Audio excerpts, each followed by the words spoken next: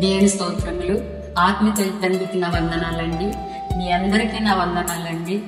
దేవుని కృప, దేవుని దయను బట్టి దేవుడు నాకు ఆయుష్ ఆరోగ్యం ఇచ్చినందుకు ఆయనకి ఏమి ఇచ్చినా నేను రుణం తీర్చుకోలేను. నా సాక్ష్యం ఏంటంటే, మీ ముందు నా సాక్ష్యం పెట్టాలని ఆశపడుతున్నానండి. ఎందుకంటే నా సాక్ష్యాన్ని బట్టి మీరు బలపరచబడతారని విశ్వాసంతో నేను ఈ సాక్ష్యం చెప్పాలని ఆశపడుతున్నానండి. ఒక్కసారి దయచేసి నా సాక్ష్యాన్ని వినాలని మనస్ఫూర్తిగా కోరుకుంటున్నానండి. మరి నాకు 6 సంవత్సరాల క్రితం బ్రెస్టర్లోనూ చిన్న కంటి కింద వచ్చిందండి. అయితే అది నేను హాస్పిటల్కి వెళ్ళాను, గవర్నమెంట్ హాస్పిటల్కి వెళ్ళానండి. మాది రాజమండ్రి. హాస్పిటల్కి వెళ్తే అక్కడ టెస్ట్ రాశారండి. టెస్ట్ రాస్తే దానిపట్టి టెస్ట్ చేయించుకున్నాను. చేయించుకుంటే అది బ్రెస్ట్ క్యాన్సర్ అనేసి అన్నారండి. అంటే అప్పుడు మళ్ళీ వారు ఒక టెస్ట్ రాశారండి. చంద్రకళ హాస్పిటల్కి వెళ్ళానండి. చంద్రకళ హాస్పిటల్కి వెళ్తే ఆ డాక్టర్ గారు అక్కడ ఇంకో టెస్ట్ రాశారండి. రాస్తే ఇది క్యాన్సర్ సంబంధించిందమ్మా అనేసి వారేమో మీ కూడా ఎవరు ఇచ్చారనేసి అడిగారు. నాకు కూడా ఎవరు రాలేదండి, చెప్పండి అనేసి అన్నాను. అంటే లేదమ్మా, ఇది మీకు చెప్పే బుద్ధి కాదు, ఎవరు వచ్చారో చెప్పండి అమ్మా అనేసి అన్నారు.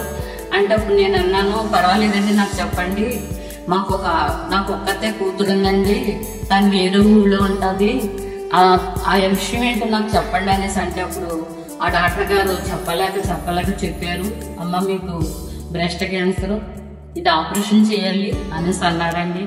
అంటే అప్పుడు ఎంత అవుతుందండి ఖర్చు అనేసి అన్నాను.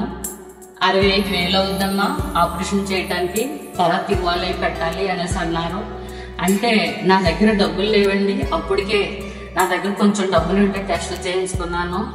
అయితే ఇంటికి వెళ్ళి చెప్తాననేసి అప్పుడు ఇంటికి వచ్చేసానండి. ఇంటికి వచ్చిన తర్వాత ఇంట్లో ఈ విధంగా ఇలాగా ఆపరేషన్ చేయాలని చెప్పానండి. చెప్తే నా దగ్గర అయితే నా పరిస్థితి బాగోలేదు. అయితే ఆ టైంలో నా దగ్గర చెవులి ఉంటే అవి తీసుకెళ్ళి అమ్మేసానండి. అమ్మేసిన తర్వాత అవి మళ్ళా ఒక టెస్ట్ రాశారు. మళ్ళా టెస్ట్ చేయించడం జరిగింది.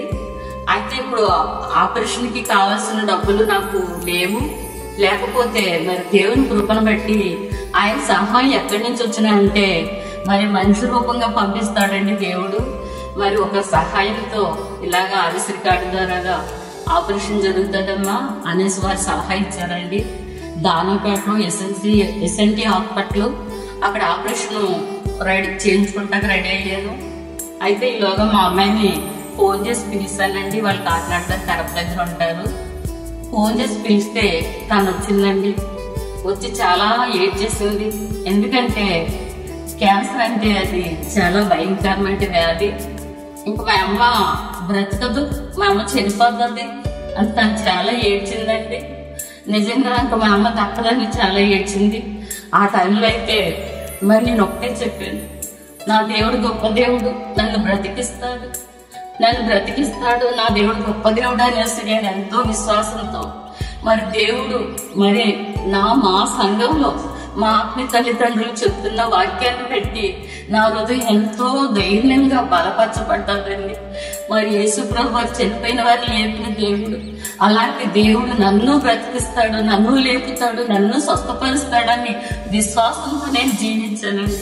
ఆ టైంలో మరి మా అమ్మాయి చెప్పాను, నాకేమీ కాదు అనేసి నేను మా అమ్మాయి చెప్పానండి. పాపం తను కూడా చాలా బాధపడ్డాది. మరి ఆపరేషన్ చేయించుకున్న తర్వాత 2-3 రోజుల్లోనే అసలు చేసినట్టే లేదండి, బాధ లేదు, నొప్పి లేదు, ఏమీ లేదు. దేవుడు అంత అద్భుత రీతిగా ఆపరేషన్ లో కూడా దేవుడు తోడుగా ఉన్నాడండి. 2 రోజుల్లోనే నేను హాస్పిటల్ అంతా తిరిగేసేదాన్ని. డాక్టర్ గారు చెప్పేవారు అటు ఇటు తిరగడం అనేసి, అక్కడ వాకింగ్ చేసినట్టు తిరిగేసేదాన్ని అండి. 2 అంతస్తులు బిల్డింగ్ ఎక్కి దిగి చేసేదాన్ని. ఇంటికి వచ్చిన తర్వాత నా వర్క్ నేనే చేసుకునేదాన్ని. ఒక 4-5 రోజుల్లోనే ఇంట్లో వర్క్ చేసుకునేదాన్ని. దేవుడు నాకు అంత శక్తి ఇచ్చాడండి.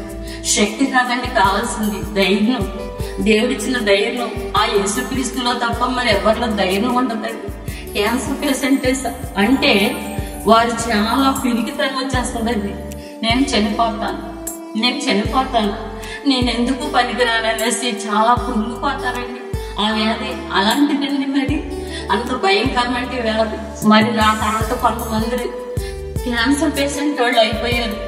మా సంఘంలోనే కొందరు క్యాన్సర్ వ్యాధి వచ్చింది. వాళ్ళు నా కళ్ళ ముందే మరణించారండి. దేవుడు నన్ను అయితే బాగు చేశాడు, నన్ను స్వస్థపరిచాడు.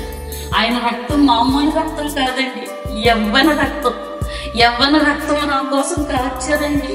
ఆ రక్తంతోనే నన్ను కడిగారండి, మందులు కాదండి. నిజంగా దేవుడు అంత గొప్ప దేవుడు అండి. యేసు ప్రభు వారు అంత గొప్ప దేవుడు అండి.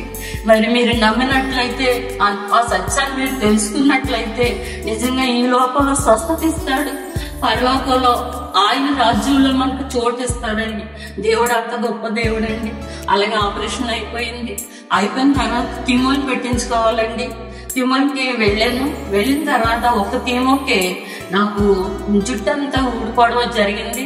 అలాగే జుట్టు ఊడిపోయిన తర్వాత మరి కొంచెం డిప్రెషన్కి వెళ్ళిపోయానండి. మానసికంగా ఆ మెడిసిన్స్ పడకెందుకో డిప్రెషన్కి వెళ్ళిపోయాను. ఒక 20 రోజులు నేనే నాలో లేనండి. మరలా మా అమ్మాయి కాకినాడ హాస్పిటల్లో జాయిన్ చేసి అక్కడ 20 రోజులు ఉన్నానండి. దేవుడు మళ్ళీ ఆ స్థితి నుంచి మామూలు మనిషిగా చేశారండి. నిజంగా మా సంఘం చాలా గొప్ప సంఘం అండి. మా ఆత్మీయ తల్లిదండ్రులు చాలా గొప్పవారండి. నాకు బాగులేనప్పుడు నన్ను ఎంతగానో ప్రేమించి నాకెంతో సహాయం చేసేవారండి. ఎన్నో విధాలుగా ఆర్థికంగా మరి ఆత్మీయంగా ఎన్నో విధాలుగా నా తల్లిదండ్రులు అంత గొప్ప సహాయం చేస్తారండి. అలాంటి ఆత్మీయ తల్లిదండ్రులు కలిగి ఉండడం నా అదృష్టం అండి. మరి నిజంగా దేవుడు నాకు జీవితంలో చేసిన మేళ్ళకి నేను ఏమిచ్చినా ఆయన రుణం తీసుకోలేను. అలాగే కీమోథెరపీలు 6 పెట్టారండి. తర్వాత కరెంట్ పెట్టాలన్నారు. కాకినాడలో చేయించుకున్నానండి. అక్కడి నుంచి రాజమండ్రి పంపించారు. రాజమండ్రిలోనేమో ఇలాగ జిఎస్ఎల్ హాస్పిటల్కి రాశారండి. అక్కడ కరెంట్లు పెట్టారండి, 30 కరెంట్లు పెట్టారు. నేను ఒక్కదాన్ని వెళ్ళేదానండి. ఆ టైంలోనైతే కరోనా అండి. కరోనా టైంలో నేను ఒక్కదాన్ని వెళ్ళేదాన్ని. కరెంటు పెట్టించుకుంటా ఒక్కదాన్ని వెళ్ళేదాన్ని. ఒక్కదాన్ని వెళ్ళి కరెంట్లు పెట్టించుకొచ్చేదాన్ని. మరి హాస్పిటల్కి మా ఇంటికి 10 నిమిషాలు టైం అండి నడిచి వెళ్ళడం. అయితే మరి దేవుడి శక్తిని బట్టి వర్షం వస్తే గొడిగేసుకుని వెళ్ళిపోయిందానండి. అలాగా మరి ఒంటరిగా మరి క్యాన్సర్ పేషెంట్ అంటే ఒక 4-5 ఫ్యామిలీతో వచ్చి వైద్యం చేయించి ఆమెను ఎంతో ఇదిగా చూస్తారండి. ఆమెకి ఎంతో మరి నిజంగా ఆమెను చూసి వాళ్ళ కుటుంబం అంతా కూడా బాధపడుతుంటారండి. నిజంగా నా జీవితంలో అయితే నా యేసయ్య తోడుగా ఉండబట్టే నేను ఒంటరిగా వెళ్ళి నేను వైద్యం చేయించుకొని వచ్చిందానండి. మరి 30 కరెంట్ పెట్టారండి. అయిపోయిన తర్వాత థిమో ఇంజెక్షన్ చేయాలన్నారు. ఒక్కో థిమో ఇంజెక్షన్ 30,000 అండి. ఆ థిమో ఇంజెక్షన్ కి మరి 17 ఇంజెక్షన్ చేయాలన్నారండి. మరి నా దగ్గర అయితే ఏముందో ఏమి లేదో నా తండ్రికి తెలుసు. ఆపరేషన్ కి నేను ఆర్ఎస్ రికార్డులో చేయించుకున్నాను. కరెంటు కూడా ఆర్ఎస్ రికార్డులో చేయించారు. నిజంగా దేవుని కృపను బట్టి ఆ గవర్నమెంట్ వారు ఆర్ఎస్ రికార్డు పెట్టబట్టి మరి నాలాంటి వారు అనేకులు మరి ఈ విధంగా మరి ఒక మందులు తీసుకోవడం జరుగుతుందండి. మరి మరి అదే విధంగా కిమో ఇంజెక్షన్ ఒకటి 30,000 అండి. ఆ 30,000 కూడా మరి 17-30,000 అంటే కనీసం 5 లక్షల సిల్లర్ అండి. 5 లక్షల సిల్లర్ నాకు ఊహకు కూడా అందదండి.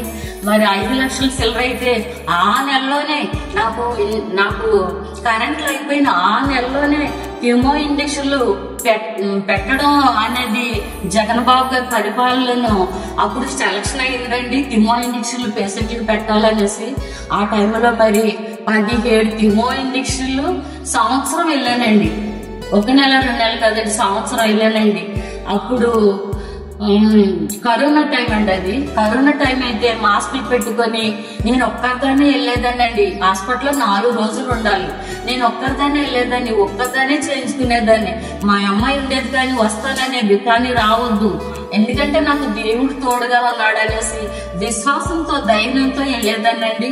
అలా థిమో ఇంజెక్షన్లు 17 థిమో ఇంజెక్షన్లు పెట్టించుకున్నానండి. మరి అలాగే సంవత్సరం వెళ్ళానండి. నిజంగా నాకు శక్తినిచ్చిన దేవాది దేవునికి ఆయనకి ఏమి ఇచ్చినా నేను రుణం తీర్చుకోలేనండి. మరి ఒంటరిగా ఉన్న వాళ్ళ దగ్గర 1000 మంది ఉంటారని దేవుడు సెలవిచ్చినట్లుగా నేను ఒంటరిదాన్ని కాదండి. దేవుడు నాకు తోడుగా ఉండి నాకు మునపటికన్నా ఇప్పుడే నాకు దేవుడు మంచి ఆరోగ్యం ఇచ్చాడండి, మంచి శక్తినిచ్చాడు. మరి నా సాక్ష్యం ఇంకా పెద్ద సాక్ష్యం అండి. మరి దేవుడి చిత్తం అయితే మరొకసారి కూడా సాక్ష్యం చెప్పి మరి దేవుని నామాన్ని మహింపరుచుకుంటూ మరి క్యాన్సర్ పేషెంట్లు అయిన మీరు ధైర్యంగా ఉండండి అమ్మా. జీవం కలిగిన దేవుని మీద ఆధారపడినట్లయితే ఆయన పొందిన దెబ్బలతో మనకు స్వస్థత వస్తుంది, ఆయన కాచిన రక్తంతో మనకి మరి స్వస్థత వస్తుంది, మనకి విడుదల వస్తుంది. దయచేసి ఈ లోకంలో ఈ రోజు ఉంటాము, రేపు ఎలా ఉంటామో తెలియదు. దయచేసి నిజమైన యేసుని తెలుసుకోండి. మీరు మనసు పూర్తిగా విశ్వాసంతో ప్రార్థించినట్లయితే, కన్నీరు ప్రార్థన చేసినట్లయితే, టెలిగ్రాము ఏ విధంగా మరి మన బంధువులకు అందుతుందో అదే విధంగా మనం చేసిన కన్నీటి ప్రార్థన యేసయ్యకు తెలుసుకొని ఆ యేసయ్య మనకి వెంటనే జవాబిస్తాడండి. అంత గొప్ప దేవుడు. ఈ లోకంలో ఉన్న సమస్యలు తీరుస్తాడు, పరలోకంలో మనకు చోటిస్తాడండి. ఇది సత్యం, ఇది నిజం, ఇది నమ్మమని ఈ కొద్ది సాక్ష్యం దేవుడు దీవించను గాక. దేవుని చిత్తం అయితే మరొకసారి మరి మంచి సాక్ష్యాలతో మేము ముందుకు వస్తాను. ఈ సాక్ష్యం దేవుడు దీవించను గాక. Praise Lord. హల్లెలూయా.